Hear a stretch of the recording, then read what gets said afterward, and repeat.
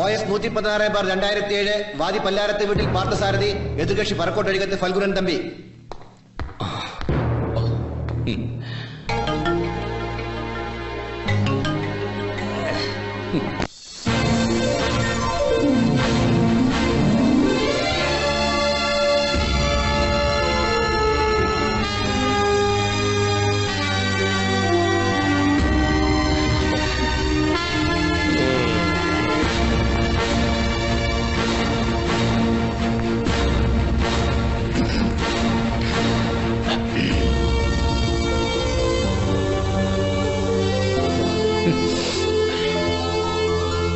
ബഹുമാനപ്പെട്ട കോടതിക്ക് തെളിവുകൾക്കേറെ പ്രാധാന്യമുണ്ട്.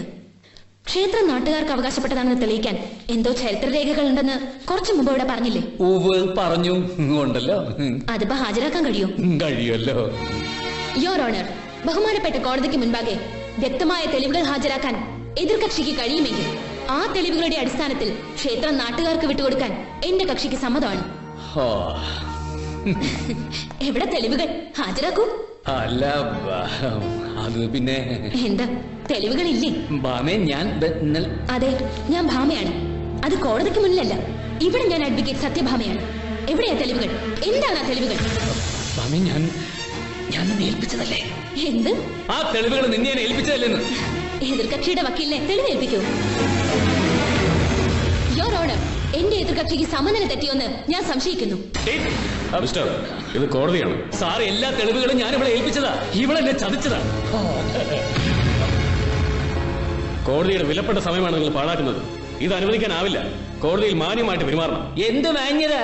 സത്യം ജയിക്കാനാണ് കോടതി. സത്യത്തിന് മുമ്പിൽ കണ്ണടച്ച് കോടതിയെ തെറ്റിദ്ധരിപ്പിക്കുന്നത് ഞാനല്ല, ഇവളാ. അത് കാണാനുള്ള ഉൾക്കണ്ണ് കോടതിക്കാണ് ഉണ്ടാവേണ്ടത്. നിയമമൊന്നും ഞാൻ പഠിച്ചിട്ടില്ല. നീതി നടപ്പാക്കി കിട്ടാൻ വേണ്ടിയിട്ടാണ് ഞാൻ ഈ കോടതിയെ സമീപിച്ചത്. Stop it. കടുത്ത കോടതി ലക്ഷ്യമാണിത്. എന്ത് കോടതി ലക്ഷ്യം? കോടതി ജനങ്ങൾക്കുള്ളതാണ്. വക്കീലില്ലാതെ കേസ് ബാധിക്കാമെന്ന് സത്യം വിളിച്ചു പറഞ്ഞ അത് കോടതി ലക്ഷ്യമാവുമെങ്കിൽ സത്യം തിരിച്ചറിയാനുള്ള ബോധം പോലും ഇല്ലാത്ത ഈ കോടതിക്ക് ഒരു പുല്ല് വിലയും ഞാൻ കൽപ്പിക്കുന്നില്ല. This is contempt of court. You are sentenced to undergo 1 month imprisonment.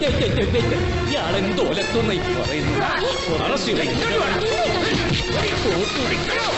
പെണ്ണെന്നെ ചതിച്ചാന്ന് പറഞ്ഞിട്ടു. എന്തായാലും ഭാമ കലക്കി കേട്ടോ. അത് പിന്നെ എന്റെ മോളല്ലേ, വിളിക്ക് അല്ലാതിരിക്കോ? അത് പിന്നെ അങ്ങനെയല്ലേ വരൂ.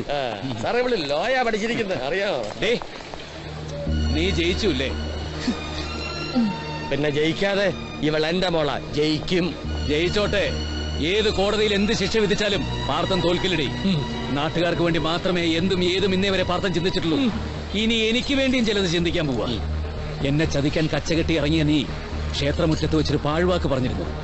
അഷ്ടമി രോഹിണിക്ക് നട തുറക്കുമ്പോ പാർത്ഥേട്ടൻ എന്റെ കഴുത്തിൽ താലി കെട്ടിയിരിക്കുന്നു.